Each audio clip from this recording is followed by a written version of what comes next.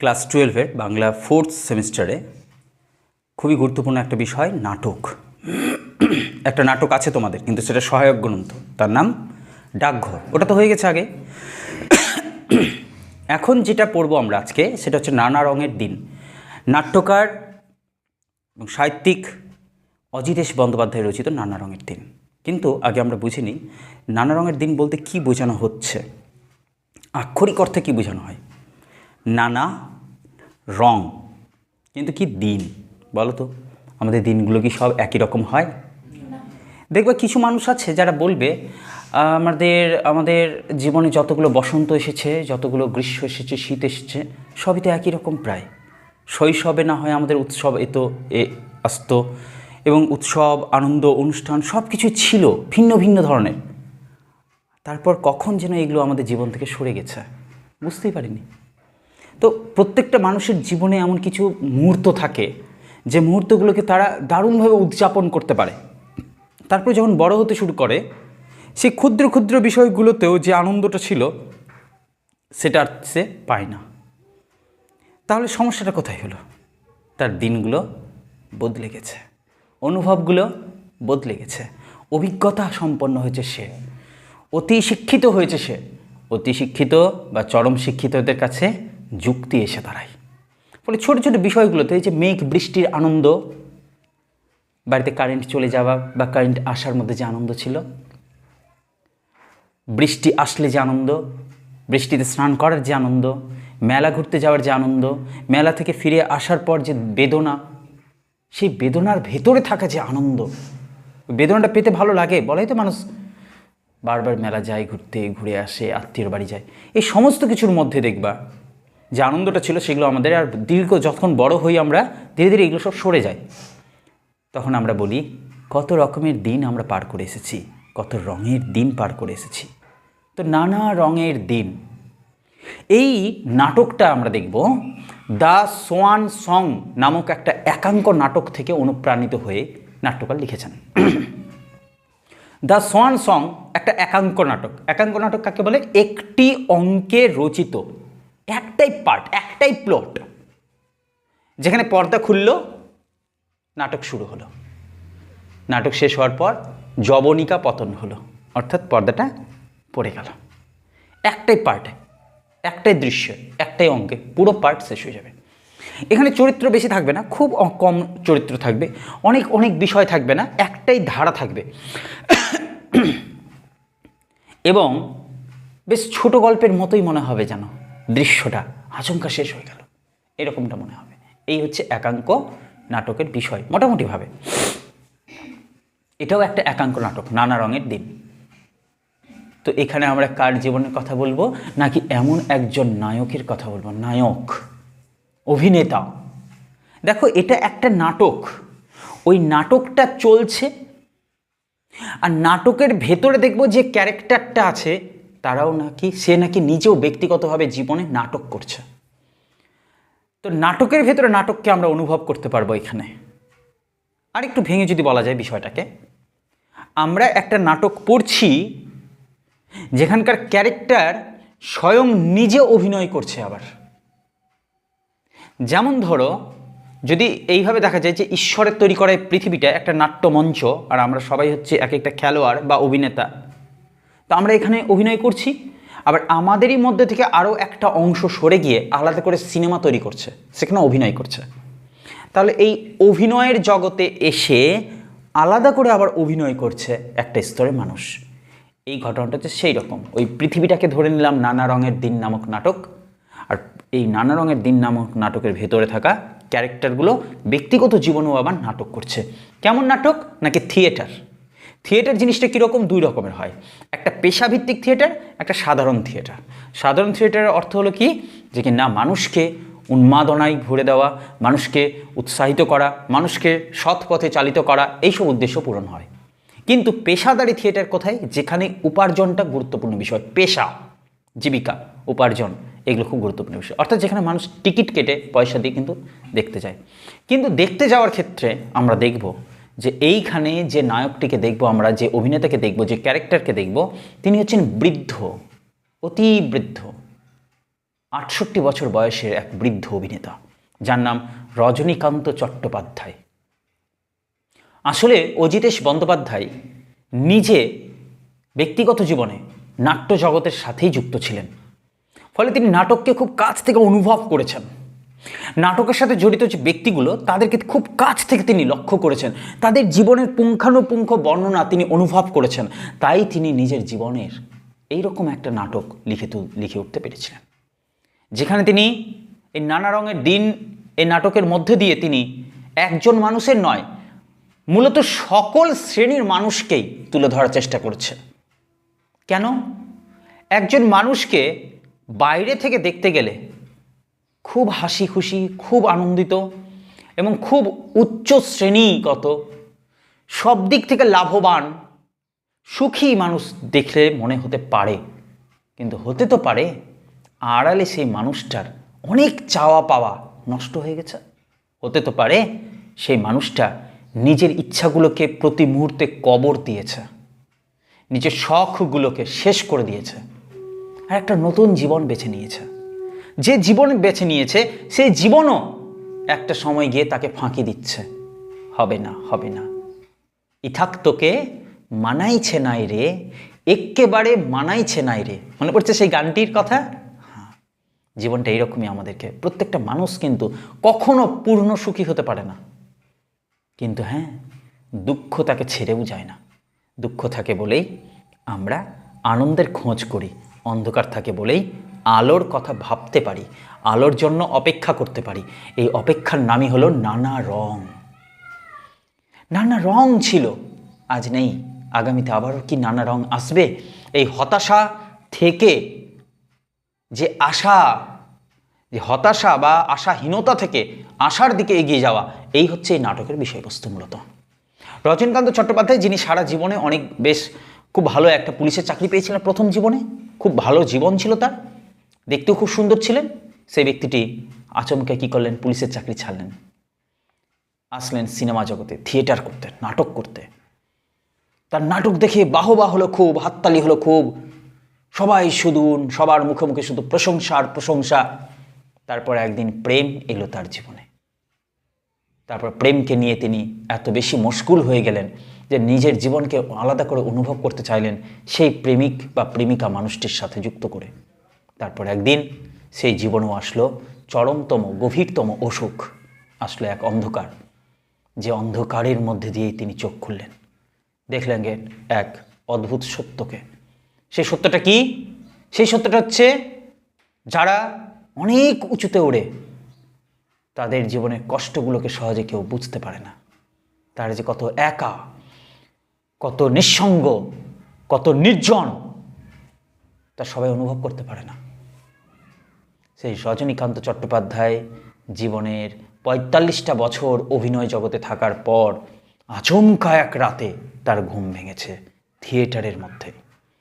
আসলে সেদিন যে নাটকটা হয়েছিল, তার ৬৮ বছর বয়স, আচমকা তিনি ইদানিং খুব মদ খান। সেদিন রাতেও, যে রাত্রির ঘটনা আজকে আমরা পড়ব, শুধুমাত্র ওয়ান নাইটের মধ্যে এই কাহিনীটা পুরো শেষ হয়ে যাবে, একটাই অঙ্কের মধ্যে শেষ হয়ে যাবে, একটাই নাইটের মধ্যে কাহিনী শেষ হয়ে যাবে। সেই রাত্রে দেখা যায় যে তিনি মদ খেয়ে পড়েছিলেন গ্রিন রুমে, অর্থাৎ যে রুমে যারা অভিনয় করে, স্টেজ পারফর্ম করে, তারা সেই সব সদস্যরা যেখানে কাপড় চেঞ্জ করতে আসে বা পোশাক পরিচ্ছদ পরিবর্তন করতে আসে, সেই ঘরে গিয়ে তিনি মদ খেয়ে ঘুমিয়ে পড়েছিলেন। ঘুম যখন ভাঙল তখন মধ্যরাত্রি, জীবনে তার ১২টা বেজে গেছে বলে তার মনে হয়েছে। একটা এত বড় অভিনেতা, এত বয়স্ক অভিনেতা, তিনি ৬৮ বছর বয়সে এসে মদ খেয়ে পড়ে থাকবেন থিয়েটারের অন্ধকার ঘরের মধ্যে। যখন আসলেন তিনি মোমবাতি হাতে করে নিয়ে, অবাক কাণ্ড, চারিদিক খণ্ড খণ্ড হয়ে পড়ে আছে। যেমনটা সন্ধ্যার দিকে হয়তো অনুষ্ঠান শেষ হয়েছে, দর্শকরা সবাই বাড়ি চলে গেছে, তারপর যেখানে সেখানে চেয়ার টেবিল পড়ে আছে, যেখানে সেখানে স্টেজ যেমন তেমন পড়ে আছে, সেই শূন্য অন্ধকার ঘরের মধ্যে এসে স্টেজের উপর দাঁড়িয়েছেন মোমবাতি হাতে রজনীকান্ত চট্টোপাধ্যায়। তিনি একা, তিনি বড় একা। তিনি প্রথম অনুভব করলেন, এই জীবনে আমি বড় একা। সেই মুহূর্ত থেকে আমাদের নাটকটা শুরু হচ্ছে। তো নাটকটা শুরুর আগে দেখো চরিত্র লিপি দিয়ে দিয়েছে যে চরিত্র দুটো আছে এই নাটকে, মোট দুটো চরিত্র। এক রজনীকান্ত চট্টোপাধ্যায়, তিনি হচ্ছেন বৃদ্ধ অভিনেতা, 68 বছর বয়স তার। আরেকজন হচ্ছে কালীনাথ সেন, তাকে প্রম্পটার বলা হয়, তার বয়স 60 বছর। প্রম্পটার কি নাকি ব্যাকগ্রাউন্ড থেকে, আড়াল থেকে, পর্দার আড়ালে দাঁড়িয়ে যারা অভিনেতা অভিনেত্রীদেরকে তাদের বাণী বা কথা বা উক্তিগুলো স্মরণ করিয়ে দেন। আজকের দিনে যে সিনেমা হয় তাতে অনেক এডিটিং হয়, রেকর্ড করে নেওয়ার পর এডিট হলো, ভুল ত্রুটিগুলো ঠিকঠাক করা হলো, বারবার করা হলো, কিন্তু ওই সময় করা হতো না, ওরা ডিরেক্ট হতো থিয়েটার। স্টেজ পারফর্ম হচ্ছে, পাবলিক দেখছে, ভালো তো ভালো, নাহলে কিন্তু সাংঘাতিক নিন্দা ভাঙচুর সব কিছু হয়ে যেত। তো তাকে কারেক্ট করতে হবে, তাই জন্য যেখানে স্টেজ আছে স্টেজের আশপাশে কোথাও আড়ালে কোনো পর্দা থাকতো, পর্দার আড়ালে দাঁড়িয়ে থাকতো প্রম্পটার, যাকে দর্শক দেখতে পেত না। প্রম্পটার সেখান থেকেই স্ক্রিপ্টটা পড়তেন আর নায়ক নায়িকা শুনে শুনেই সেটা বলতেন। এই ধরনের মানুষদেরকে বলা হতো প্রম্পটার।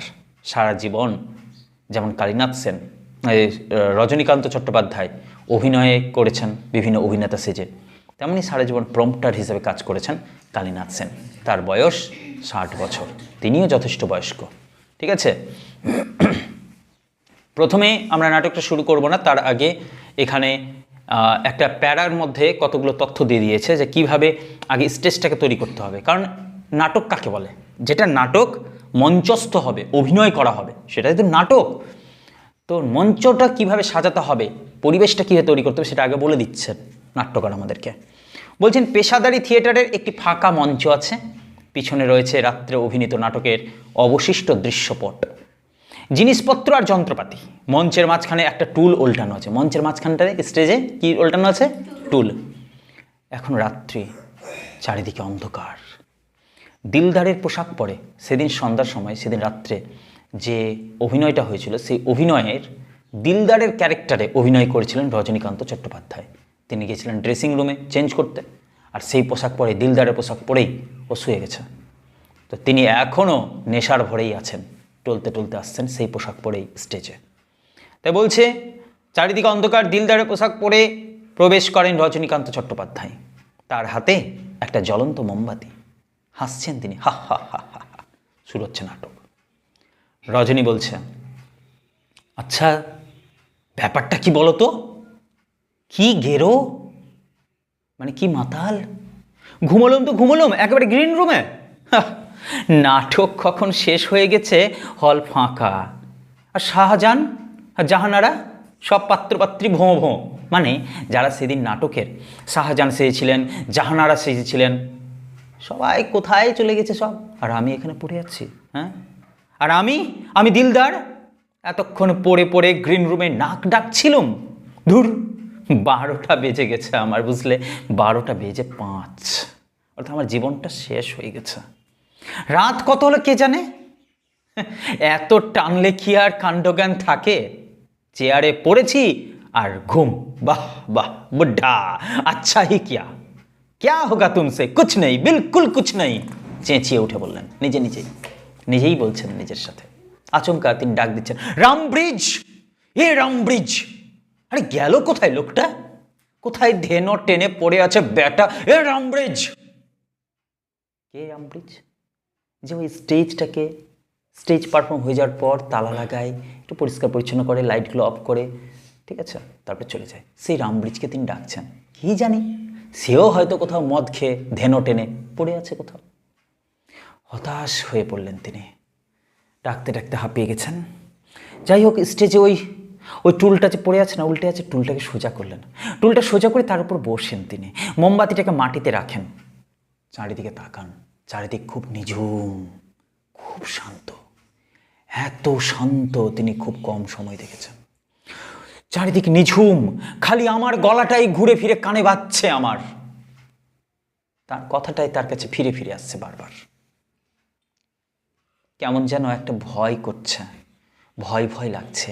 কাল রাতেও ঠিক একই ব্যাপার হয়েছে, বুঝলে, মদ গিলে গ্রিন রুমে পড়েছিলাম, ওই রামব্রিজি ঘুম থেকে তুলে ট্যাক্সিটাকে দিয়েছিল, তার দরুন আজ সন্ধেবেলা নগদ 3টে টাকা তাকে বকশিস দিয়ে দিলুম। আর তার ফল হলো কি? হ্যাঁ, না সেই টাকায় তিনি নিজেই আজকে মদ গিলে কোথায় পড়ে আছেন, নিঘাত মেন গেটে কিন্তু তালা দিয়ে দিয়েছে। হ্যাঁ, আচ্ছা পাগলের পাল্লায় পড়া গেছে, যা হোক। ছি, মাথা ঝাঁকিয়ে তিনি এই কথাটা বললেন। আচ্ছা পাগল, দিলাম বকশিস 3 টাকা, ওইতে খেয়ে ও হয়তো আবার কোথায় চলে গেছে। নিঘাত ও মেন গেটে কিন্তু তালা পড়ে গেছে, কী করে বাড়ি যাবো এখন আমি বলো তো? এই প্রশ্ন হচ্ছে গিয়ে রজনীকান্ত বাবুর। তিনি আবার বলছেন উফ। এবার তিনি নিজেই নিজের সমালোচনা করছেন।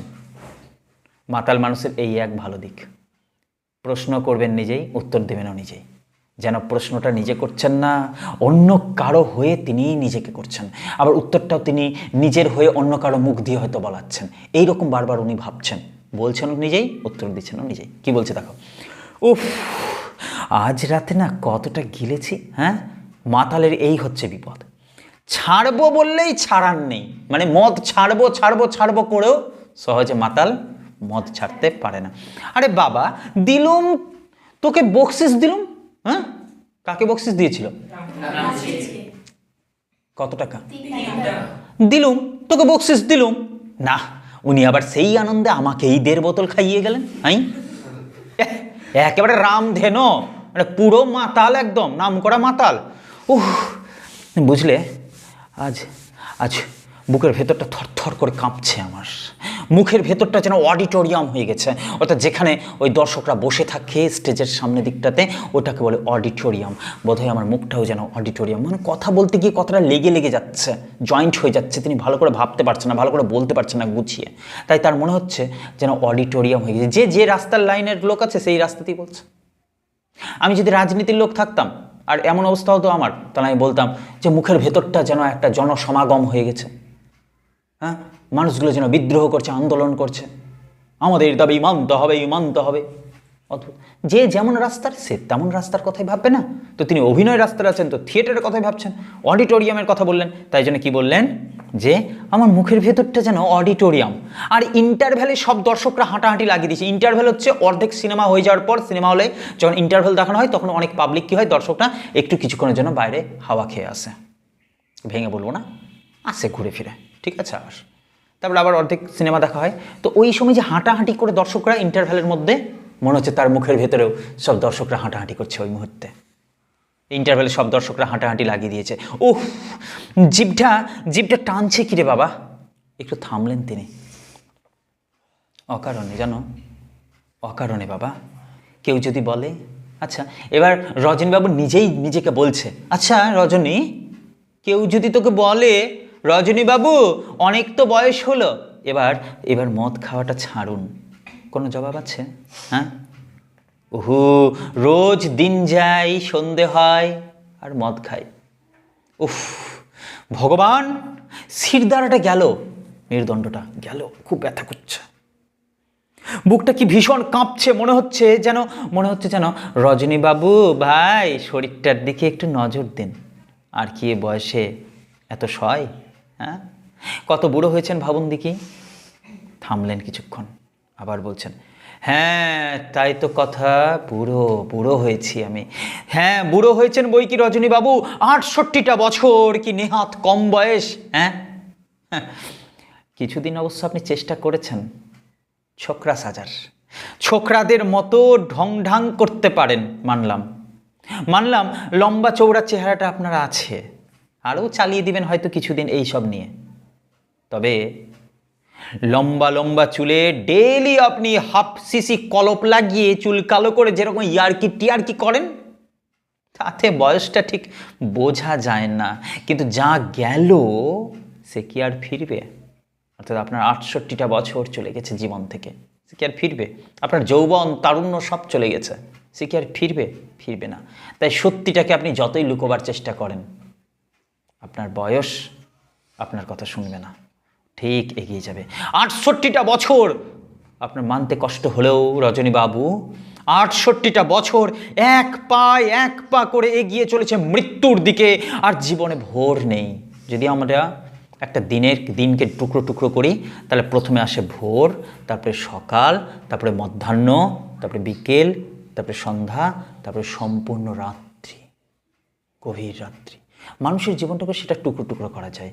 তার শৈশব হচ্ছে ভোর, বালক অবস্থা হচ্ছে সকাল, তরুণ অবস্থা হচ্ছে গিয়ে তোমার তোর তারুণ্য বা যৌবন বলতে পারো, সেটা মধ্যাহ্ন, তারপরে ধীরে ধীরে ধীরে ধীরে ধীরে ধীরে ধীরে ধীরে তার জীবনে আসে বৃদ্ধত্ব, সেটা হচ্ছে কি সেই সন্ধ্যা, তারপর আসে রাত্রি, আসে মৃত্যু, আসে জীবনের শেষ জায়গায় গিয়ে খেলা করার উপায়, খেলা করার অবসর, শেষতম খেলা। তো তিনি বলছেন ৬৮টা বছর এক পা করে এগিয়ে চলেছে মৃত্যুর দিকে, আর জীবনে ভোর নেই গো, ভোর নেই, সকাল নেই, দুপুর নেই, সন্ধেও ফুরিয়েছে, এখন শুধু মাঝরাত্রিরের অপেক্ষা। মাঝরাত্রি মানে বুঝলে, মৃত্যু, মৃত্যু আর মৃত্যুর অন্ধকার, এখানেই গল্প শেষ।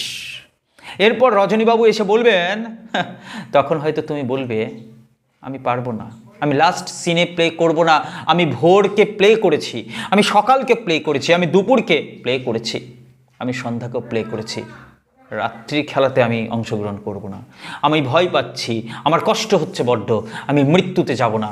কিন্তু তুমি যেতে বাধ্য, সব হবে নিয়মের মতোই। তুমি উঠবে কাঁধে, তুমি পৌঁছবে শ্মশানে, আশেপাশে তোমার কিছু পরিচিত বন্ধুবান্ধব থাকবে, আর ওপারের দূত রেডি থাকবে তোমাকে নিয়ে যাওয়ার জন্য। ওপার মানে মৃত্যুলোকের দূত, ঠিক আছে? তাই এরপর রজনীবাবু এসে বলবেন, আমি লাস্ট সিনে প্লে করব না ভাই, আমাকে ছেড়ে দিন। কিন্তু কার্টেন উঠবে। কার্টেন কি? ওই যে অভিনয় করার সময় সিনেমা দেখায় এইভাবে করে বললো বক্সটা, আর সঙ্গে সঙ্গে অভিনয় শুরু হলো, কাট, এইভাবে করে। তাই বলছেন, কিন্তু কার্টেন উঠবেই, শ্মশানঘাট, পরিচিত বন্ধুবান্ধব, ওপরের দূত, ওপারের দূত উইংসে রেডি। একটু থামলেন, সামনের দিকে তাকালেন, হলের একদম শেষ প্রান্তে অপোজিট সাইডে সেই দেওয়ালটাতে তাকালেন, অন্ধকার জায়গাটা। জানেন রজনীবাবু, নিজে নিজেকে বুঝাচ্ছে, জানেন রজনীবাবু, এই ৪৫টা বছর থিয়েটারের জীবনে এই প্রথম মাঝরাতে একা, একেবারে একা, বড্ড একা স্টেজে দাঁড়িয়ে আছি, জীবনে প্রথমবার, জীবনে প্রথম। কেন জানেন? এ হচ্ছে সবই মাতালের কারবার। মদ খেলে মানুষ তো একা হবেই না, যে কোনো জায়গায় পড়ে থাকবে, তারপরে উঠবে তো কি একা হয়ে যাবে, বড্ড একা, খোঁড়াতে খোঁড়াতে ঘর খুঁজবে, পাবে না। শিল্পীরাও এক ধরনের পাগল, এক ধরনের মাতাল। যে ব্যক্তি যে শিল্পকে ভালোবেসেছে, সেই শিল্পকে ভালোবাসতে গিয়ে তাকে জলাঞ্জলি দিতে হয়েছে নিজের জীবনের অনেক ভালো লাগা মন্দ লাগাগুলিকে, মানিয়ে নিতে হয়েছে জীবনের অন্য অংশগুলিকেও। শিল্পের জন্য যে মানুষ নষ্ট জলাঞ্জলি করেছে নিজের গুরুত্বপূর্ণ ইচ্ছাগুলোকে, সে মানুষ একটা দিন কষ্ট পাবে আর ভাববে আমি সব হারিয়েছি, সব। তাই তো বলছে এই সবই হচ্ছে মাতালের কারবার। তিনি তো অভিনয় করেছিলেন, অভিনয়ের জগতে আসার জন্য তিনি কত কিছু ত্যাগ করেছিলেন, একটা সাধারণ মানুষ ত্যাগ করতে পারে না। নিশ্চয়ই তিনি মাতাল ছিলেন। কিসে মাতাল? শিল্পে মাতাল। তিনি শিল্পী ছিলেন একজন, অভিনয় একটা শিল্প, তিনি এটাকে অনুভব করতেন। তাই বলছেন এই হচ্ছে সবই মাতালের কারবার, যার কারণে তিনি আজ জীবনে বড্ড একা, বড্ড একা, ভীষণ একা। ফুটলাইটের কাছে যান, তারপরে সামনের দিকে যে লাইটটা একটু নিবু নিবু জ্বলছে তার কাছে গেলেন। কাছে যাওয়ার পর সামনের অপোজিটের ওই যে দেওয়ালটা বললাম, ওই দেওয়ালটার দিকে তাকালেন তিনি। সামনেটা কিছু দেখা যায় না, ওই তো দূরে ব্যালকনি, যেদিক দিয়ে দর্শকটা বেরিয়ে যায় না, দূরে ব্যালকনিটা না, হ্যাঁ, ফার্স্ট বক্সটাও দেখা যাচ্ছে, যেখানে খুব কাছে থাকা দর্শকরা যারা একটু বেশি পয়সা দিয়ে টিকিট কাটে তারা ফার্স্ট বক্সে বসে, তারপরে একটু কম তো সেকেন্ড, তারপরে থার্ড, এইভাবে বক্সগুলো আছে। ওই তো সেকেন্ড, থার্ড, ফোর্থ বক্সটাও সব গভীর অন্ধকার ডুবে আছে, টোটাল সব জায়গাটা অন্ধকার, গভীর অন্ধকারের মধ্যে ডুবে আছে। কিছু বুঝতে পারলে? এতদিন যে দর্শককে সামনে রেখে তিনি বড় হতে চেয়েছিলেন, আরও বড় অভিনেতা, আমি এই অভিনয়কে ভালোবাসবো, অভিনয়কে ভালোবেসে কাজ করব, আজ কোথায় দর্শক? সব অন্ধকারে ডুবে আছে, সব অন্ধকার, সব মিলিয়ে যেন একটা শান্ত নিরীহ জায়গা, যেন শ্মশান, সব শেষ হয়ে গেছে। ওই যে যেন ওর দেয়ালে কালো কালো অঙ্গারে লেখা আছে জীবনের শেষ কথাগুলো, এবার তিনি দেখতে পাচ্ছেন। মাতাল মানুষের এই হচ্ছে একটা বিষয়, অল্প আলোতে দেওয়ালের মধ্যে বা চারিদিকে অনেক কিছুই তারা দেখতে পায়, সামান্য ছায়াগুলোকেও, বস্তুর ছায়াগুলোকেও তারা অন্য অন্য কিছু ভাবে, নতুন করে কল্পনা করতে চায়। মাতালদের এই হচ্ছে বৈশিষ্ট্য। ফলে তিনিও দেখতে পাচ্ছেন, তিনি কি যেন ওর দেয়ালে কালো কালো অঙ্গারে লেখা আছে জীবনের শেষ কথাগুলো, দেখো না আমার জীবনে কত পাওয়া, কত না পাওয়া, কত হারানো, আর কতবার করে কিছু খোঁজা, সব কিছু পড়ে আছে আমার অতীতে, আমার স্মৃতিতে। দেখো না দিনগুলো কত নড়াচড়া করছে, দেখো না দিনগুলো কেমন উদ্বেগ, কত প্রেম, কত মায়া, সব মিলিয়ে যেন আজ কেবল মৃত্যুর নিঝুম ঘুমের আয়োজন করেছে। কারা? উফ, খুব শীত, কি শীত করছে। শীত, শীত শব্দটা মৃত্যুর সাথে তুলনা। শীত ঝরে পড়ার ঋতু, শীত শীতল হয়ে যাওয়া। একটি দেহ যতক্ষণ বেঁচে আছে তার উষ্ণ রক্ত যখন সে মারা যায় শীতল হয়ে গেল। শীত, উফ কি শীত। সব আছে, সব আছে, সব আছে, শুধু মানুষ নেই।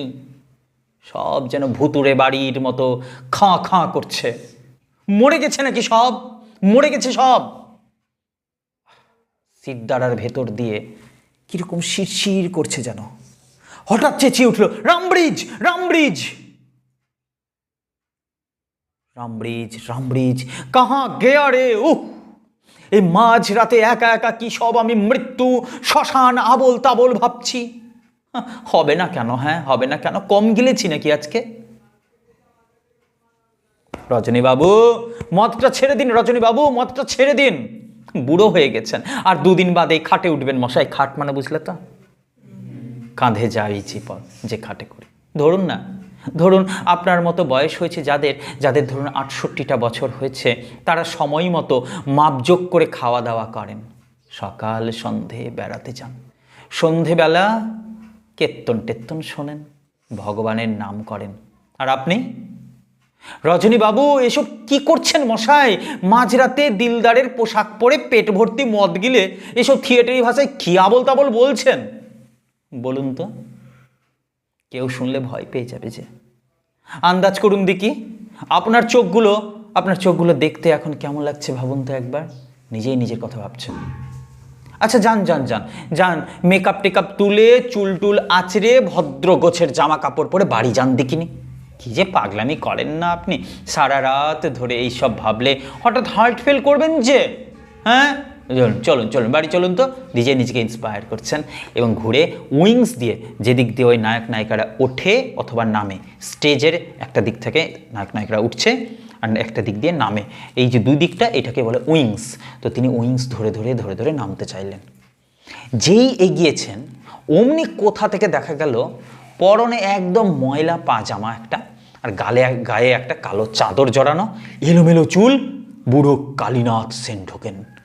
কালীনাথ বাবু ঢুকতেই রজনীবাবু ভয়ে চিৎকার করে পিছে, এই এই কে কে কি চাই, কি চাই? হ্যাঁ তোমার কি চাই, কি চাই? অর্ধেক রাগ অর্ধেক মিনতি, কে কে তুমি কে? কালীনাথ বলছে, আমি। কে? নাম বলো, কে? আমি চাটুজ্জেমশাই, আমি কালীনাথ, আপনাদের প্রম্পটার কালীনাথ। ওহ, রজনীকান্তবাবু টুলে বসলেন হতাশ হয়ে। জোরে জোরে নিঃশ্বাস পড়তে থাকলো, সারা শরীর কাঁপতে থাকলো। হ্যাঁ হ্যাঁ কালীনাথ, ও তুমি তুমি কালীনাথ, তুমি এত রাতে কি করছিলে এখানে? তুমি কি করছিলে এখানে?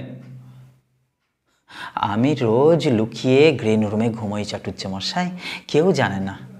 আপনি বামুন মানুষ, ব্রাহ্মণ মানুষ, তাই তাই আপনাকে আমি মিথ্যে কথা বলবো না।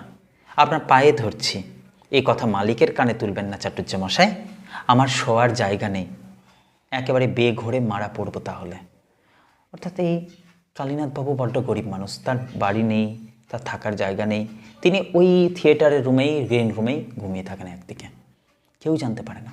থিয়েটারের মালিক যদি জানতে পারে তাহলে হয়তো ওর চাকরি যাবে, কারণ ওর যেটা কাজ সেই কাজ করার পর ওর বাড়ি চলে যাওয়ার কথা। সে ওখানে কী উদ্দেশ্যে আছে সেই সব নিয়ে অনেক সন্দেহ হতে পারে। ঠিক আছে, রজনী এবার বলছে, ওহ তুমি কালীনাথ। অর্থাৎ তিনি যে মৃত্যুর কথা, নিজের জীবনের আফসোসের কথাগুলো ভাবছিলেন এতক্ষণ, নিজের মনে মনে বলছিলেন, সেই কথার ঘোর থেকে কিন্তু এখনও তিনি বেরিয়ে যাননি। তিনি কালীনাথের কোনো কথাই শুনেননি, তিনি নিজের কথাতেই আছেন ঘুরে। তিনি নিজের কথা শুরু করবেন। ওহ তুমি কালীনাথ, তাই বলো। আচ্ছা বলো তো কালীনাথ, তুমি কি হয়েছে জানো? আজকের শোতে আমি 7টা ক্ল্যাপ পেয়েছি, বুঝলে? আমি 7টা ক্ল্যাপ পেয়েছি। অর্থাৎ সেদিন রাত্রেবেলার দিলদারের পোশাক পরে যে অভিনয়টা করেছিলেন তিনি 7 বার হাততালি পেয়েছেন। তার অভিনয় এত ভালো লেগেছে, দর্শকরা 7 বার ক্ল্যাপ করেছে, অর্থাৎ হাততালি দিয়েছে। আরে শোনো না, দুইবার তো স্পষ্ট শুনেছি আমি পাবলিক থেকে একটা কথা উঠেছে, কি মাইরি এই না হলে অ্যাক্টিং। উফ, আমার অ্যাক্টিং দেখে মানুষ আজ খুব ভালোবাসে আমাকে, জানো কালীনাথ। কে যেন একবার বললো, জানো, দেখছো রজনী চাটুর্যে মরা হাতে 1.25 লাখ। অর্থাৎ রজনী চাটুর্যে কোনোদিন পুরনো হবে না। তার ট্যালেন্ট, তার প্রতিভা, তার গুণ, তার অভিনয় করা দক্ষতা কোনোদিন হারিয়ে যাবে না। হাতি যেমন মরে গেলেও তার 1.25 লাখ টাকা দাম হয়, সেই দাঁত চামড়া সব কিছু তার, ঠিক তেমনি কালীনাথ চাটুর্যের সামনে দিকে দাঁড়িয়ে, কালীনাথ সেনের সামনে দিকে দাঁড়িয়ে এই রজনী চাটুর্যে নিজের সম্পর্কে বলছেন যে দর্শকদের অভিজ্ঞতা কি আজকের দিনে। তাই তিনি বলছেন, দেখেছো রজনী চাটুর্যে মরা হাতে 1.25 লাখ।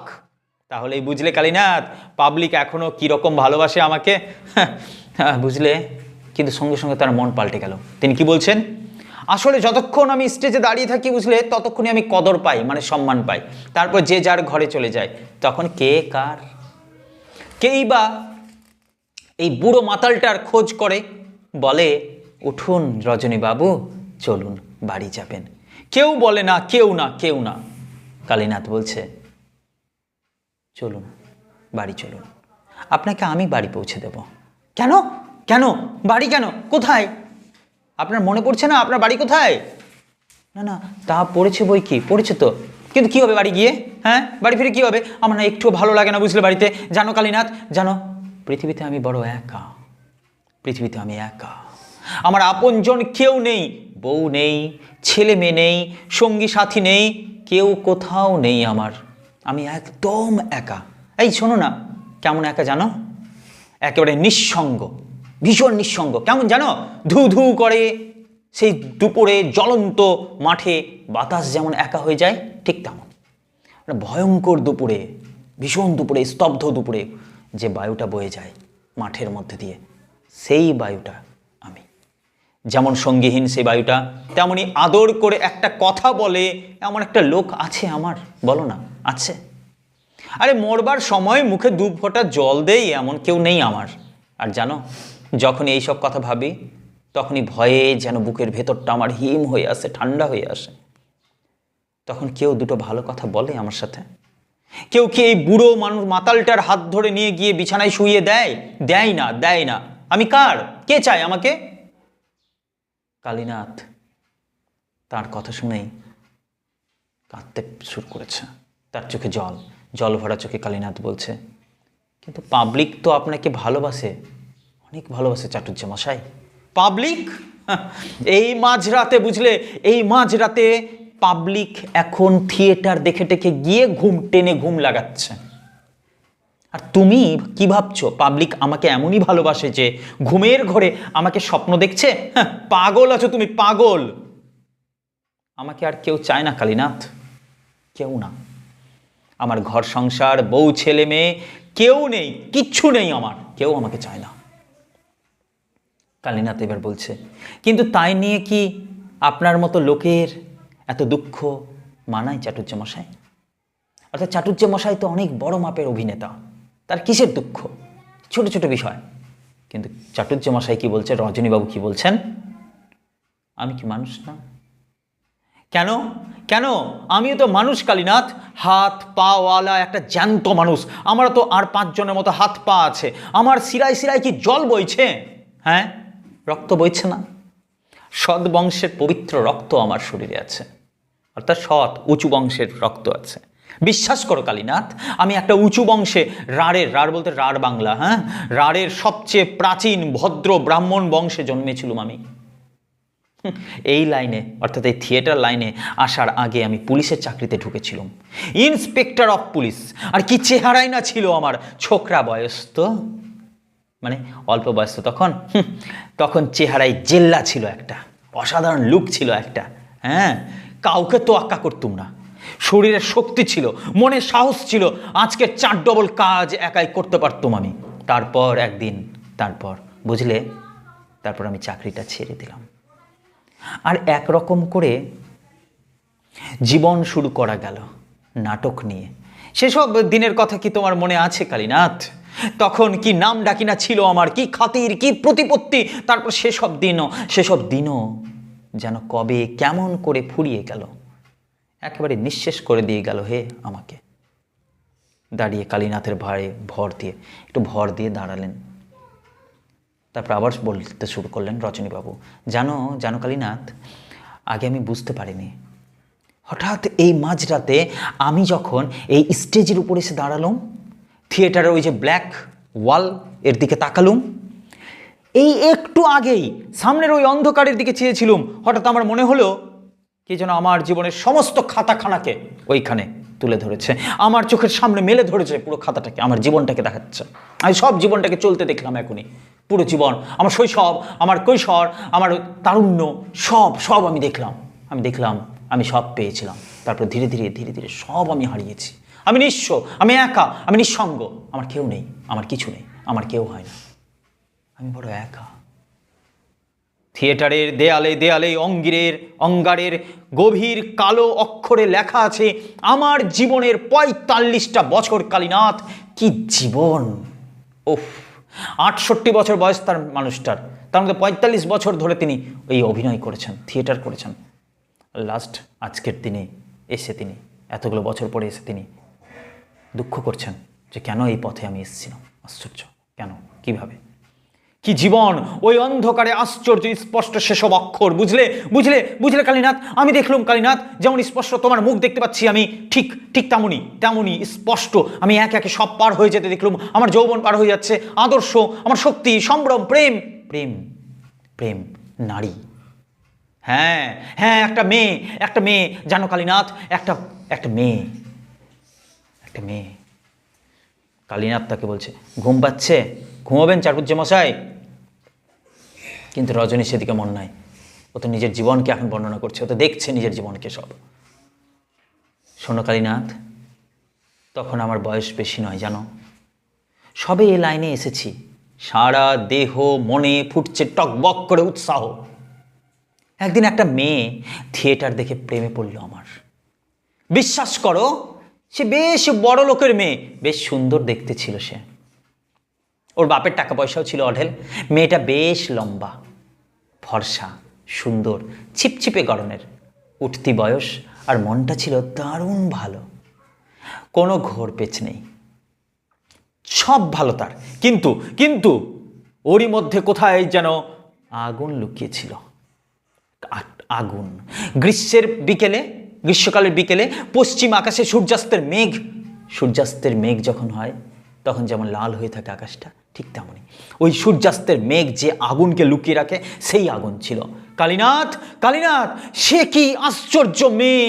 কেমন করে বোঝাবো তোমাকে আমি, কেমন করে বোঝাবো? এমন গভীর ও টানা কালো চোখ, যে অন্ধকার রাতে একা ভাবলে মনে হতো সে যেন কোনো অচেনা দিনের আলো। জানো কি অদ্ভুত হাসি তার, কি তার ঢেউ খেলানো রাশি কালো চুল। দাঁড়াও কালীনাথ, দাঁড়াও, ওর চুলগুলোর কথা আমি তোমাকে বুঝিয়ে বলি তোমাকে। হ্যাঁ, কেমন সমুদ্রের ঢেউ দেখেছো তো?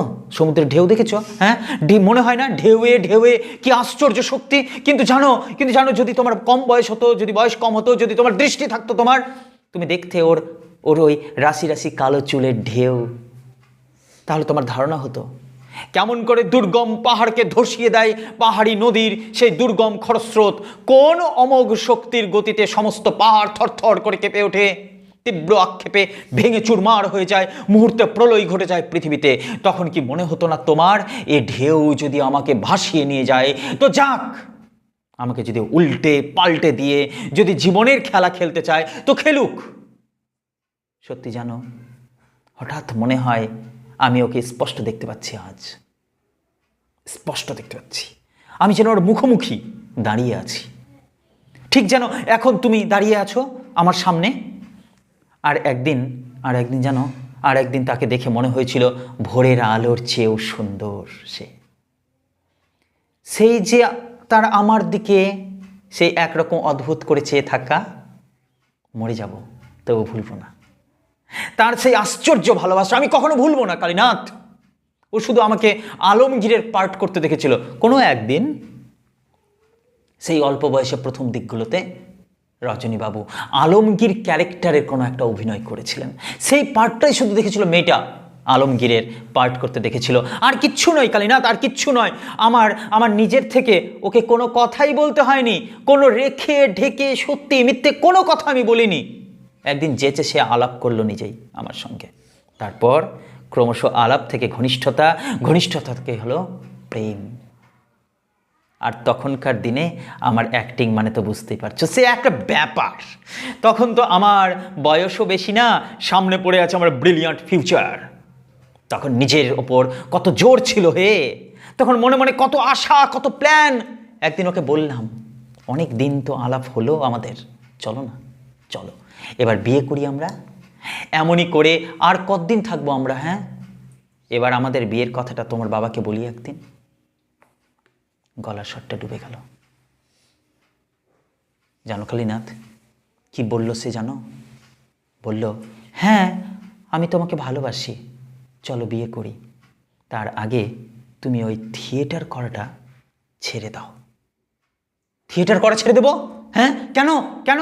ও যে বড় লোকের সুন্দরী, সুন্দরী মেয়ে থিয়েটারের লোকের সঙ্গে জীবনভর প্রেম করতে পারে, কিন্তু বিয়ে নইব নইব চ, কখনোই না, কখনোই না।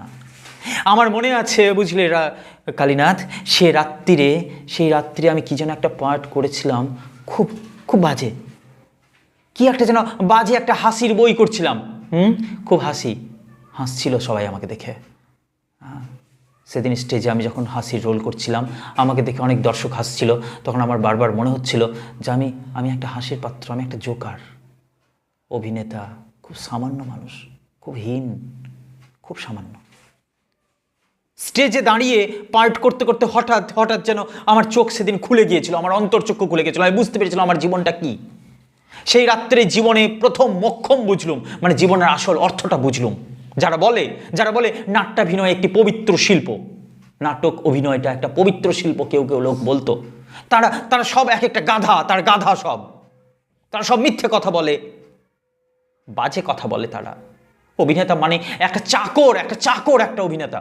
কি করে সে তো একটা জোকার, একটা ক্লাউন, একটা মুখোশ পরা মানুষ। লোকেরা সব সারাদিন খেটে খুটে আসে, তারা আসলে তাদেরকে আনন্দ দেওয়াই হলো নাটকওয়ালাদের একমাত্র কর্তব্য। মানে এক কথায় এই নাটকওয়ালারা হচ্ছে গিয়ে একটা ভাঁড়, কি মো সাহেবের যা কাজ তাই করে, অর্থাৎ চাকর বাকরের যা কাজ তাই করে, একটু আনন্দ দান করে, আর কিছুই করে না। সেই দিনই বুঝলুম পাবলিকের আসল চরিত্রটা কি। তারপর থেকে ওসব ফাঁকা হাততালিতে আর খবরের কাগজের প্রশংসায়, মেডেল, সার্টিফিকেটে আর নাট্যাভিনয় একটি পবিত্র শিল্প, এসব বাজে কোথায় আমি বিশ্বাস করি না। পাবলিক মহোদয়, হ্যাঁ পাবলিক মহোদয় আলবাত আমাকে হাততালি দেবেন, আমার খুব প্রশংসা করবেন, সব ঠিক, কিন্তু যেই তুমি স্টেজ থেকে নামলে তুমি তাদের কেউ না, তুমি তো থিয়েটারওয়ালা, একটা নকল নবিস, একটা নকল মানুষ। তুমি সেজে গুজে অভিনয় করো, তোমার কিসের দাম আছে? হ্যাঁ, তুমি একবার নিজেই ভালো করে ভেবে দেখো। মনসা গানের যে ক্যারেক্টারগুলো, তাদেরকে আমরা যতটাই অভিনেতা হিসেবে দারুণ সম্মান দিই, তারপরে তাদেরকে আর তেমন গুরুত্বপূর্ণ ভাবি না। তাদের সাথে আমরা একটু হাঁটাচলা করি, দুটো কথা বলি, কিন্তু তাই বলে তো নিজের বাড়ির কোনো বোনের সাথে তাকে বিয়ে দিব না। কেন? কারণ ওই মানুষটা অভিনয় করে, মনসা গান গায়, সম্মান নাই কোথাও যেন। অর্থাৎ তার সাথে ঘোরা যাবে, তার সাথে প্রেম করা যাবে, তার সাথে ভালো মন্দ দুটো গল্প করা যাবে, তাকে পাশে বসিয়ে সিগারেট খাওয়া যাবে, চা বিস্কুট খাওয়া যাবে, বাইরে গিয়ে তার নামে প্রশংসা করা যাবে অথবা নিন্দা করা যাবে, কিন্তু তাকে সংসারের একজন করে নেওয়া যাবে না। তাতে আমার লজ্জা লাগে। সে কি করে? সে গান গায়, সে অভিনয় করে, সে থিয়েটারের লোক আছে। আমার মান সম্মান থাকবে সমাজে? এই সম্মানের ভয়ে সেই মানুষগুলোকে আমরা কোনোদিনও প্রকৃত সম্মান দিই না। তুমি তাদের কেউ না, যেই তুমি স্টেজ থেকে নামলে তুমি তাদের কেউ না। তুমি একটা থিয়েটারওয়ালা, একটা নকল মানুষ, নকল নবিস, একটা অস্পৃশ্য ভাঁড়। তোমাকে স্পর্শ করতে ঘেন্না পাই তারা। তা বলে কি তারা তোমার সঙ্গে আলাপ করবেন না? অবশ্যই করবেন। চা সিগারেট খাওয়াবেন না? অবশ্যই তা খাওয়াবেন, অনেক কথা বলবেন, আলাপ আলোচনা করবেন, হাসবেন, নমস্কার করবেন। তা নইলে বাইরে জাহির করবেন কি করে? হ্যাঁ, ও অমুক আর্টিস্ট, হ্যাঁ হ্যাঁ আমি ওকে চিনি, ওর সঙ্গে তো আমার খুব খাতির, উনি তো সেদিন অবধি আমার ঘরে, ইত্যাদি ইত্যাদি গল্প করবে কিভাবে লোকের কাছে? হ্যাঁ, ওই নায়কের সাথে তো আমি গল্প করেছি, আমার সাথে বসেছে, আমার বাড়িতে এসেছে, কবে, কিভাবে? গল্পগুলো কিভাবে করবে? নিজের প্রশংসা, নিজের প্রচার কিভাবে করবে? তাই আমাদের সাথে উঠবস করে গল্প করে। সব ঠিক, সব ঠিক, এগুলো সব ঠিক, কিন্তু কোনো সামাজিক সম্মান তুমি পাবে না। থিয়েটারের পরিচয়ে কেউ তার মেয়ে কিংবা বোনের সঙ্গে বিয়ে দেবে কারো? হ্যাঁ, কখনো না। জানো, তোমার ওই পাবলিক মানে থিয়েটারের টিকিট কেনা খদ্দেরদের আমি কাউকে বিশ্বাস করি না। কালীনাথ বলছে, পুরনো দিনের কথা ভুলে যান চাটুজ্জে মশাই, শুধু শুধু মন খারাপ করে কি হবে? চলুন না, বাড়ি চলুন, বাড়ি চলুন, নিয়ে যাই আপনাকে। রজনীবাবু বলছে, জানো, নাট্যাভিনয় একটি পবিত্র শিল্প। যেদিন রাতে আমার ধারণা হলো এটা একটা বাজে কথা, এই পবিত্রতার নামাবলীটা যেদিন হঠাৎই ভাস হয়ে গেল আমার সামনে, হঠাৎ, আর তারপর থেকে সেই মেয়েটা কি হলো কে জানে। আমারও আর কিছু ভালো লাগতো না গো। ভবিষ্যতের চিন্তা টিন্তা সব, বই বাছাই টাছাই মাথায় উঠে গেল। কিছু বাছলাম না আমি, কোনটা অভিনয় করব কোনটা অভিনয় করব না, আবল তাবল সব পার্ট করতে লাগলাম, যেসব যা তা পার্ট। লোকের মুখে শুনলাম, অনেক লোকেই বলছে তখন, কিছু জ্ঞানী ব্যক্তিদের মতে, এইসব দেখে টেখে নাকি দেশের ছোড়াগুলো গোল্লায় যাচ্ছে। তবু যেই আমি স্টেজে নেমেছি তখন ওই সব জ্ঞানী ব্যক্তিরাই বলছে, বাহ বাহ বাহ, দারুণ দারুণ দারুণ, কি ট্যালেন্ট, ধুত্তর নিকুচি করেছে ট্যালেন্টের। জানো, আমি যখন ওই সব আলতু ফালতু অভিনয়গুলো করতাম, তখন কিছু জ্ঞানী মানুষরা বাইরে গিয়ে নিন্দা করতো, এই সব অভিনয় দেখে দেখে তো দেশের ছেলে মেয়েরা সব খারাপ হচ্ছে, এইসব বলতো। আর যেই আমি স্টেজে উঠতাম, সঙ্গে সঙ্গে আবার বলতো, বাহ বাবা, দারুণ দারুণ, কি ট্যালেন্ট, কি ট্যালেন্ট, ধুত্তর নিকুচি করেছে তোর ট্যালেন্টের। আমার জীবন হারিয়ে যাচ্ছে আমার কাছ থেকে। ট্যালেন্ট ট্যালেন্ট খেলা করছিস, নিন্দার প্রশংসার খেলা করছিস। আস্তে আস্তে আমার বয়স বাড়লো, জানো, গলার কাজ নষ্ট হয়ে গেল, অর্থাৎ গলার যে টিউন, স্বর, যে কোনো চরিত্রকে স্পষ্ট করে তোলার যে সামর্থ্য, সব শেষ হয়ে গেল। একটা নতুন চরিত্রকে বোঝবার, ফুটিয়ে তোলবার ক্ষমতা নষ্ট হয়ে গেল আমার। থিয়েটারের দেয়ালে দেয়ালে কার অদৃশ্য হাত দেখতে পাই আমি, অঙ্গারের কালো কালো জ্বলন্ত অক্ষরে লিখে দিয়ে গেল, প্রাক্তন অভিনেতা রজনী চাটুর্যের প্রতিভার অপমৃত্যুর করুণ সংবাদ। তারা যেন ওই দেওয়ালের মধ্যে দিয়ে অন্ধকার রাত্রে আজকে আমাকে বলে দিয়ে গেল, দেখো দেখো, এই রজনী চাটুর্যে মারা গেছে, তার প্রতিভার মৃত্যু হয়েছে, তার অপমৃত্যু হয়েছে, তার প্রতিভা ট্যালেন্ট কোনো দিন ফিরবে না, কোনো দিন না, তার বয়স হয়েছে, সে শেষ হয়ে গেছে। আমি আগে বুঝতে পারিনি, জানো কালীনাথ, আজ রাত্রে সবে হঠাৎ ঘুম থেকে চমকে উঠে আমি স্পষ্ট বুঝতে পারলাম কথাটা। পেছনের দিকে তাকিয়ে আমি দেখলাম অন্ধকারে দাঁড়িয়ে আছে, চুপ করে আমার দিকে তাকিয়েছে, আমারই জীবনের ৬৮টা বছর আমার সামনে দাঁড়িয়ে আছে বুড়ো রজনী চাটুর্যে। আর মাত্র কয় পা এগোলেই শ্মশানের চিতার আঁচ লাগবে গায়ে, ঝলসে দেবে আমাকে, জানো তুমি, ঝলসে দেবে। কালীনাথ বলছে এবার, পুরনো দিনের কথা ভুলে যান চাটুর্যে মশাই, পুরনো দিনের কথা ভুলে যান, আপনি চুপ করে বসুন এখানে, আর কিছু ভাববেন না। ভগবান আছেন চাটুর্যে মশাই, অদৃষ্ট ভাগ্যকে তো মানেন নাকি আপনি? এই রামব্রিজ। রজনী আবার হঠাৎ করে একটু জাগলেন, একটু ঝিমোচ্ছিলেন। জানো কালীনাথ, জানো, সেসব দিনে কি না পারতাম আমি, যেমন খুশি তাই পারতাম। তোমার মনে আছে সেসব দিনের কথা? কি সহজে একটা চরিত্রকে আমি বুঝতে পারতাম, কি আশ্চর্য সব নতুন নতুন রঙের চরিত্রগুলো চেহারা পেত আমার মধ্যে দিয়ে, কি অসীম বিশ্বাসে ভরা ছিল এই বুকটা, এই জায়গাটা। শোনো না, শোনো, তোমাকে বলি আমি, দাঁড়াও একটু আগে দমটা টেনে নি। মনে আছে রিজিয়া নাটক, মনমোহন রায়ের লেখা একটা নাটক রিজিয়াকে নাকি বাংলার নতুন এবং প্রথম নারী সুলতান, তার সামনে দাঁড়িয়েছিল বখতিয়ারকে ভয় দেখিয়েছিল রিজিয়া ভয় দেখিয়েছিল। সে বখতিয়ার ওকে বলেছিল, তুমি কাকে ভয় দেখাও? হ্যাঁ, ওই সিনটা একবার হোক নাকি, একবার হোক না কালীনাথ, দেখো তো পারি কিনা রিজিয়া নাটকের বখতিয়ারের সিনটা। হ্যাঁ, শাহজাদি শাহজাদি, সম্রাট নন্দিনী, তুমি মৃত্যু ভয় দেখাও কাহারে? হ্যাঁ, জানো না কি? জানো না তাতার বালক, অর্থাৎ তুর্কি জাতির উপজাতি বলে তাতার, জানো না কি তাতার বালক মাতৃঅঙ্ক মানে মায়ের গর্ভ, মাতৃঅঙ্ক হতে ছুটে যায় সিংহ শিশু সনে, অর্থাৎ সিংহের শিশুর সঙ্গে করিবারে মল্লরণ, কুস্তি করার জন্য ছুটে যায়।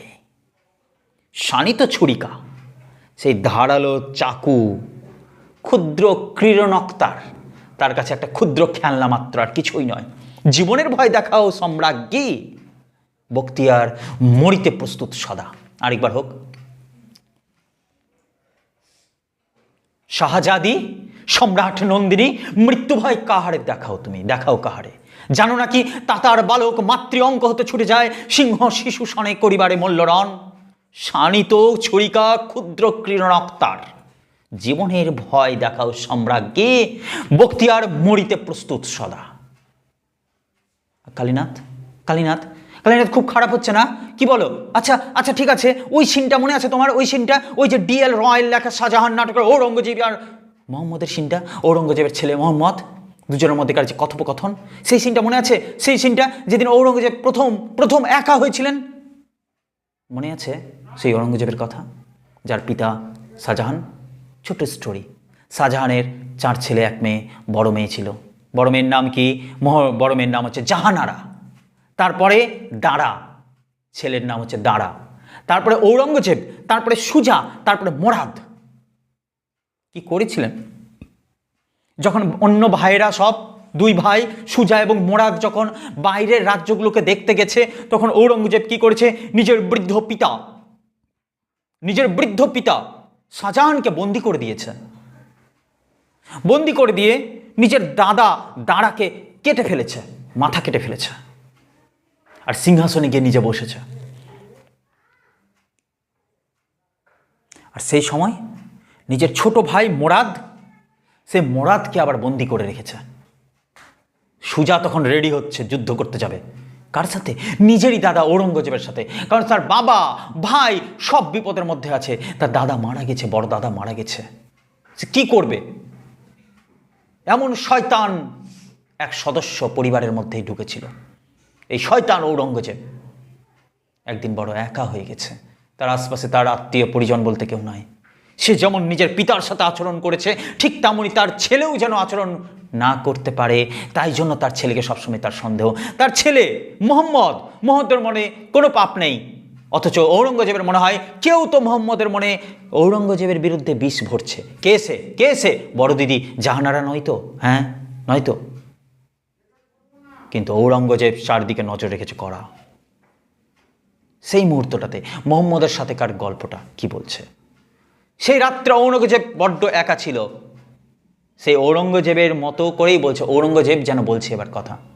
রজনী চাটুর্য বলছে ঔরঙ্গজেবের অভিনয়। বড় ভয়ঙ্কর এই যোগ, শাহনওয়াজ আর যশবন্ত সিং। আমি কিন্তু প্রধান আশঙ্কা করছি এই মোহাম্মদকে।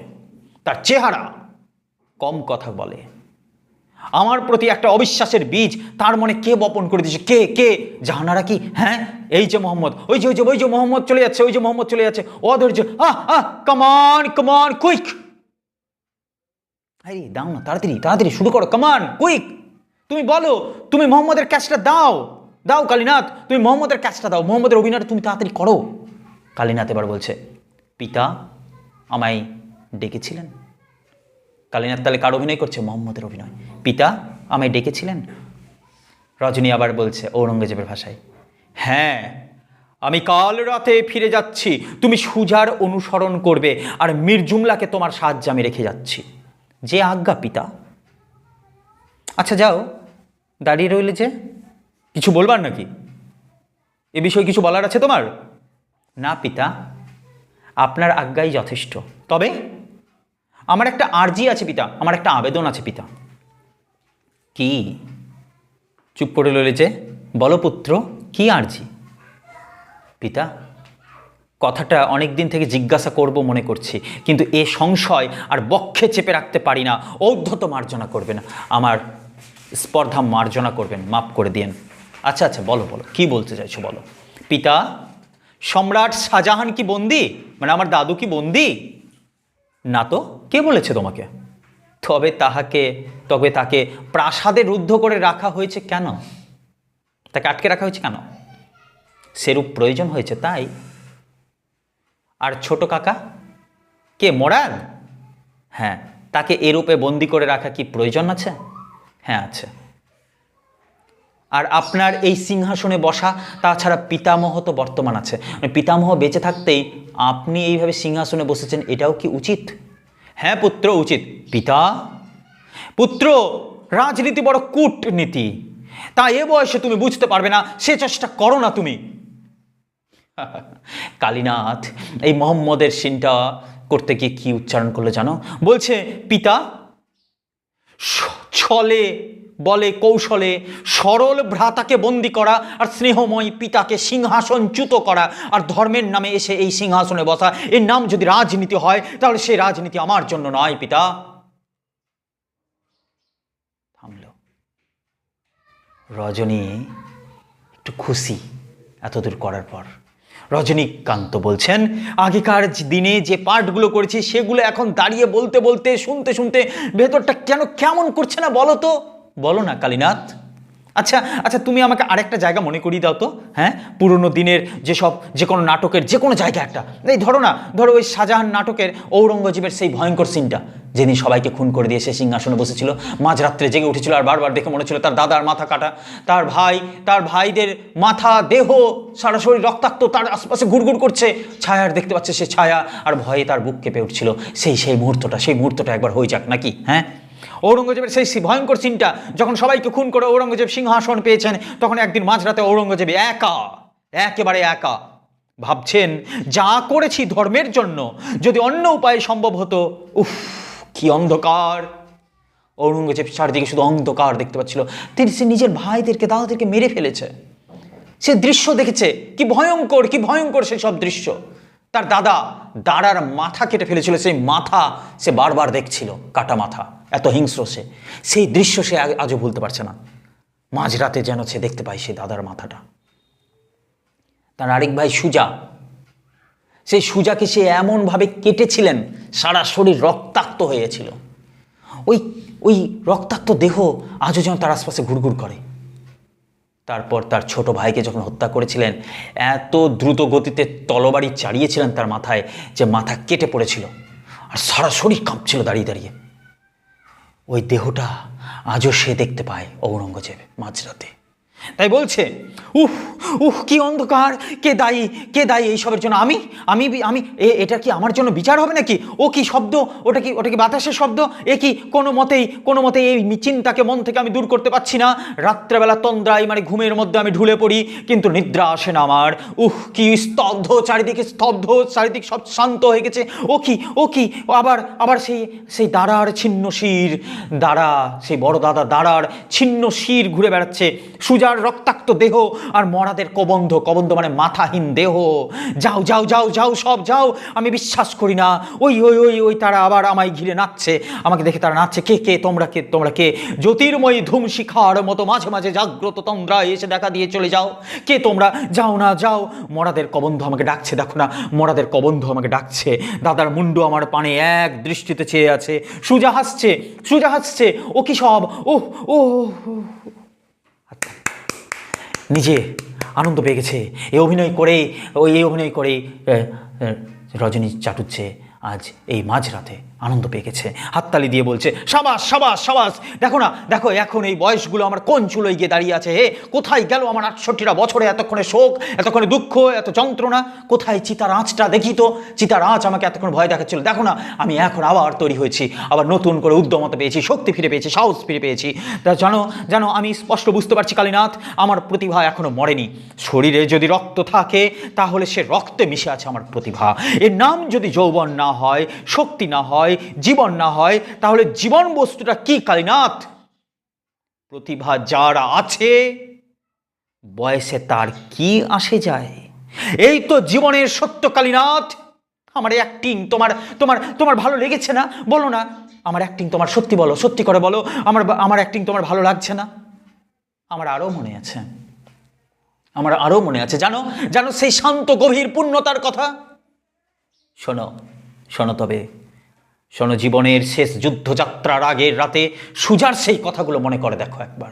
সুজা, ঔরঙ্গজেবের ভাই সুজা, যাকে খণ্ড খণ্ড করে কেটেছিল, যা রক্তাক্ত দেহ তাকে ভয় দেখাচ্ছিল, সেই যে যুদ্ধটা করেছিল সুজা দাদার সাথে, শেষ যুদ্ধটা, জীবনের শেষ যুদ্ধ, তার আগের দিন রাত্রেবেলা সূর্য যখন ঘুমোতে যাচ্ছিল তখন সে পিয়ারা বানুকে ডেকে বলেছিল, পিয়ারা বানু গান গাও, সঙ্গীত করো, সুর তোলো, স্বর্গকে আজ মর্তে নামিয়ে আসো, আজ রাত্রে আমি জীবনের শেষ সৌন্দর্যকে অনুভব করে নিই।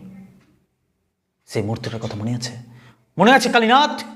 দেখো, পিয়ারা বানুকে বলা সেই কথাগুলো, আজ তবে হাসো পিয়ারা বানু, কথা দাও, কথা কও, গাও, যা দিয়ে আমাকে তুমি এতদিন ছেয়ে দিতে, ঘিরে বসে থাকতে। একবার শেষবার দেখে নেই, শুনে নেই, তোমার বীণাটি পারো, তোমার বীণাটা নামিয়ে নিয়ে আসো, গাও তুমি গান, স্বর্গ আজ মর্তে নেমে আসুক, ঝঞ্ঝাতে আকাশ ছেয়ে দাও, এমন তার টানো, এমন সুর তোলো, আকাশ যেন ভরে যায় গানে, তোমার সৌন্দর্যে একবার এই অন্ধকারকে ধাঁধিয়ে দাও দেখি তো, তোমার প্রেমে আমাকে আবৃত্ত করে রাখো, বসো বসো। আমি আমার অশ্বারোহীদের বলে আসি, যারা অশ্বের পিঠে চেপে যুদ্ধ করতে চায় তাদেরকে কি বলে? অশ্বারোহী। আমি আমার অশ্বারোহীদের বলে আসি, আজ সারা রাত্রি আমি ঘুমাবো না বাইরে। সেই সময় দরজার আওয়াজ, চলছিল সুজার আওয়াজ, এতক্ষণ সুজার অভিনয় চলছিল, আচমকা বাইরে থেকে একটা দরজা খোলার আওয়াজ, কে কে বলে দিয়ে রজনীকান্ত চট্টোপাধ্যায় দরজার দিকে তাকিয়ে আছে। এবার কালীনাথ এই মুহূর্তে বলছে, এ নিশ্চয়ই রামব্রিজ, আপনার প্রতিভা এখনো মরেনি চাটুর্য মশাই, ঠিক পুরনো দিনের মতোই আপনি আছেন, পুরনো দিনের মতোই। কিন্তু বলতে দিল না। কে? ইধার এ রামব্রিজ, সিধে স্টেজ पर চলে আও, বলে দিয়ে আবার কালীনাথের দিকে তাকালো। কে? রজনী বাবু। কালীনাথ, বয়স বেড়েছে তো কি হয়েছে কালীনাথ, এই তো জীবনের নিয়ম। তুমি কাঁদছো কালীনাথ? কেন তুমি কাঁদছো কেন? তোমার চোখে জল কেন বলো তো? আরে এসো বসো। আরে দূর, কাঁদে নাকি? বুকে জড়িয়ে ধরলো তাকে জল ভরা চোখে। রজনীকান্ত বলছে, শোনো, শিল্পকে যে মানুষ ভালোবেসেছে তার বার্ধক্য নেই, তার জীবনে কখনো বৃদ্ধত্ব আসতে পারে না, শিল্প তাকে বাঁচিয়ে রাখবে চিরকাল। কালীনাথ, যে মানুষ শিল্পকে ভালোবেসেছে তার বার্ধক্য নেই, তার একাকী জীবন নেই, তার একাকিত্ব নেই, তার রোগ নেই, তার মৃত্যু ভয়ের উপর সে তো হাসতে হাসতে ডাকাতি করতে পারে। চোখ থেকে জল গড়িয়ে পড়ল। হ্যাঁ কালীনাথ, আমাদের এটা সত্যি ঘটনা, আমাদের দিন ফুরিয়েছে। হ্যাঁ, আমাদের দিন ফুরিয়েছে। হায় রে প্রতিভা, কোথায় গেল বলো তো আমার প্রতিভা, আমার ট্যালেন্ট, আমার সেই সব উজ্জ্বল দিন কোথায় চলে গেল? আমাদের দিনগুলো কোথায় চলে গেল? জীবনের পাত্রটা শূন্যতায় রিক্ত করে দিয়ে কোথায়, কার কাছে, কোন দেশে গেল আমার সেই প্রতিভা? যাবার আগে মজলিসি গল্পের আস্থা করে নির্বাসন দিয়ে গেল আমাকে, শুধু গল্পের আড্ডায় আমি বেঁচে থাকবো, আমার ট্যালেন্ট হয়তো আজ ফুরিয়ে গেছে। আর তুমি কি পেলে কালীনাথ? সারা জীবন থিয়েটারে প্রম্পটার হয়েই তো তোমার জীবন ফুরিয়ে গেল। চলো কালীনাথ, চলো যায়। যেতে আরম্ভ করলো দুজন মিলে। আর যেতে আবার গল্পটা বলছে, জানো কালীনাথ, সত্যি কথা বলতে কি, ওসব প্রতিভা আমার কিছু নেই, তবে দিলদারের পার্টটা আমি মন্দ করি না। তবে এটাও তো সত্যি ঘটনা, তাও আর বছর কয়েক পরে আমাকে আর মানাবে না, তাই না বলো? অতএব আমি সেই অথেলো হয়ে যাব। অথেলোর সেই কথাগুলো মনে আছে তোমার? সেই যে অথেলোর কথা মনে আছে? সেই শেক্সপিয়ারের ট্র্যাজেডি নাটক অথেলো, সেই ডেসডিমোনা, সেই রুমাল চুরি, তারপর সেই ডেসডিমোনাকে অবিশ্বাস, সন্দেহ, তারপর অথেলো তাকে গলা চেপে মেরে ফেললো, নিজের হাতে নিজের প্রেমিকাকে, নিজের সবচেয়ে প্রিয়তমা নারীকে হত্যা করে দেওয়ার পর সে যে যুদ্ধে যাওয়ার পর তারপর সে জানতে পারলো যে আমি ভুল করেছি, আমার প্রিয়তমা আমাকে মিথ্যে কথা বলেনি, তবু আমি তাকে ভুল বুঝেছি, আমি অন্যায় করেছি, আমি অবিশ্বাস করে তাকে হত্যা করেছি।